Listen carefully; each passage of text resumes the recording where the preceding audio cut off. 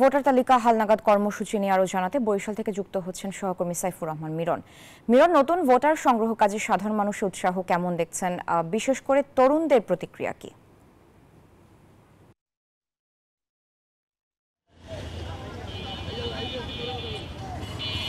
ধন্যবাদ। আপনি জানেন যে আজকে তৃতীয় দিনের মতো ভোটার তালিকা হালনাগাদের যে কাজ নির্বাচন কমিশন শুরু করেছে তা বরিশালেও কিন্তু চলছে।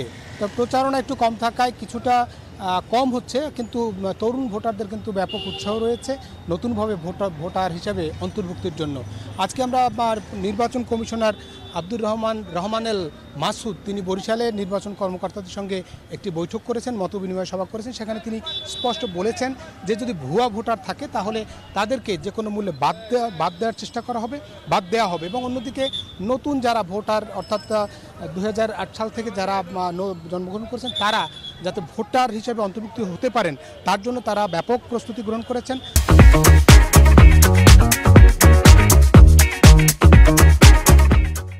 নির্বাচন কর্মকর্তাদের মাধ্যমে সারা দেশেই 65,000-এর বেশি তথ্য কর্মকর্তা নিয়োগ করেছেন, যারা বাড়ি বাড়ি গিয়ে মূলত ভোটার হালনাগাদ করছেন এবং যারা মৃত্যুবরণ করেছেন তাদেরকেও কিন্তু এই তালিকা থেকে বাদ দেওয়া হবে।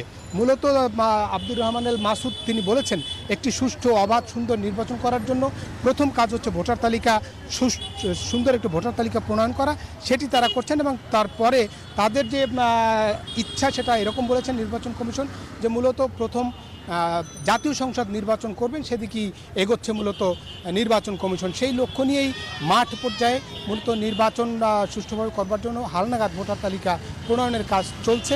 এবং এই হালনাগাদ ভোটার তালিকা হওয়ার পরে 5 তারিখ অর্থাৎ 5 ফেব্রুয়ারি থেকে বায়োমেট্রিক পদ্ধতিতে এই ভোটারদের তালিকাভুক্ত করা হবে এবং তারপর মূলত অনলাইনে এই তালিকা সম্পৃক্ত করা হবে, যার মধ্য দিয়ে মূল যে ভোটার তালিকা তার সঙ্গে যুক্ত হবে নতুন ভোটাররা।